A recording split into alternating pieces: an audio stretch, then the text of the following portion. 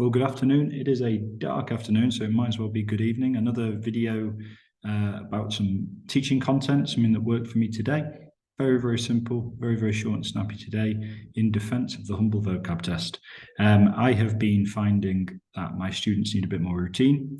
You throw a bunch of innovative ideas at them and they're all great, but that trial and error, sometimes you get a really big dividend, real big payoff, and sometimes it falls a little bit flat.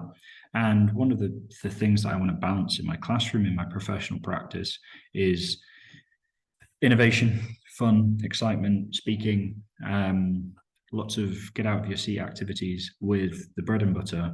Do we know the vocabulary? Do we know how to put it in a sentence? Do we know all of the boring stuff? And are we learning regularly on a consistent basis? And one of the things that worked for me negatively as a student, it was something I didn't dread, but I knew that I wasn't doing enough learning if I wasn't getting the vocab tests, if I wasn't getting good test scores. And I think for that regard, it's actually quite motivating. It does give you a litmus test, not only for natural ability, the good linguists, but also those who are working hard. If you set some homework and you just say, right, really simple today, it's going to be some basic vocab learning, and you set it almost like a character test. Which of you have done 5, 10, 15 minutes of vocab learning?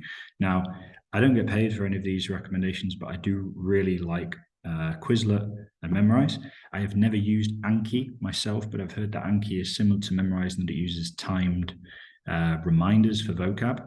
But basically, any flashcard software I have always found to be really beneficial. I struggled as a student to just sit down with paper flashcards and do the work, and the software does work really well. And you can also get through a lot. So I also wanted to show you a little bit of my design. I try and be very simple. Quite a lot of it's lost and wasted on my students, bless them. But I try and keep everything the same. I can't show you, sadly, the names and the rest of the work sort of content page due to safeguarding. But basically, M10 is the week 10 of the Michaelmas term, and it's vocab assessment. And I haven't been great at this for the past term, but I want to have vocab assessments every week.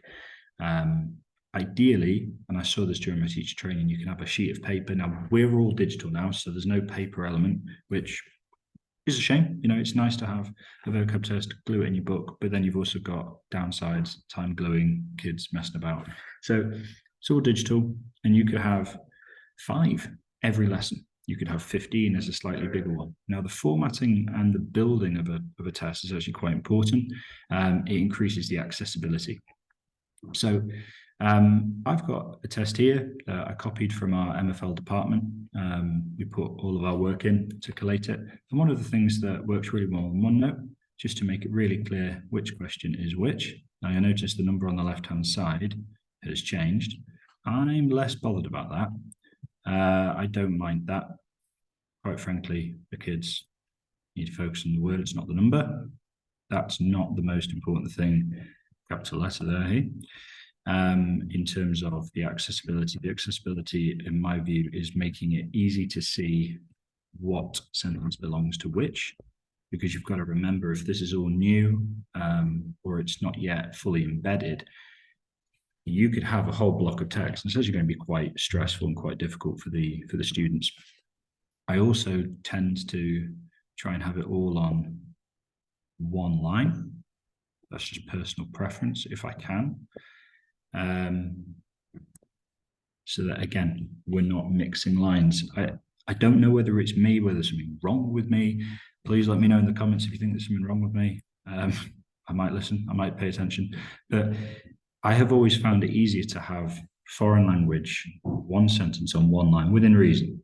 It just helps me see and make sense of it. You know, I couldn't explain it, but I've checked with my students, and they do prefer to have a nice, clear one line rather than 2 lines and things out of joint. Either we're all perfectionists or there is something there that we don't understand. Now, I'll go through all this later. You don't need to sit here watching a vocab video of yours truly changing dots for lines. That's just another helpful way to make the make it obvious what they need to do. Another thing that I like to do, and again, all benefits of being digital, by the way. We've got week 10, vocab assessment, mein Haus. That's it.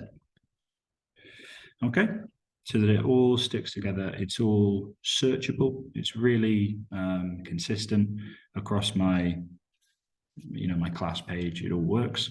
And then here we've got the English. And what I will also do, and let's see if this works. Right, that's not going to work on this particular one. I might need to move it out, but I don't risk that for the safeguarding concerns. But basically what I'll do is, I'm not quite sure what it means, but you increase kind of the width of each line, and that just makes the table a little bit bigger, a little bit lighter. Each row is slightly thicker, so there's a bit more white. And there is just something about the lines being more spread out. I can focus on the words, and my students really seem to benefit and appreciate having as little interference as possible. So maybe I'm being a lunatic and picking up things that aren't there, but myself and my students, the formatting is really helpful for a vocab test. And for my lower ability pupils, again, I can't explain it, but they get a mark, 2 marks higher if they're able to focus on the task, which is in this case a gap fill, rather than having sort of like a jumbled test that's not in a format that they appreciate. So just some thoughts there. Sorry if I'm rambling.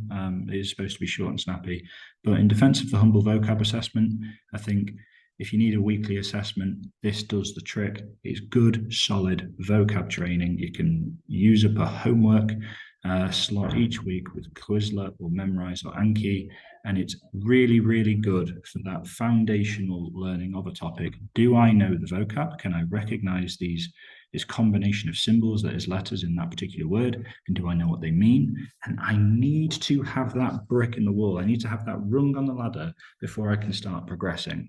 And that, again, is something that I've been discovering with my innovation, my desire to be as innovative and use as much exciting stuff as possible. If they don't know the vocab, it's very, very difficult to squeeze as much benefit out of those innovative activities as possible. So sometimes you have to do a bit of grunt work, but it pays off, because then, with good curriculum design, you can really get them out of their seats and speaking and listening and doing all sorts of activities that they really enjoy. So I'll stop there.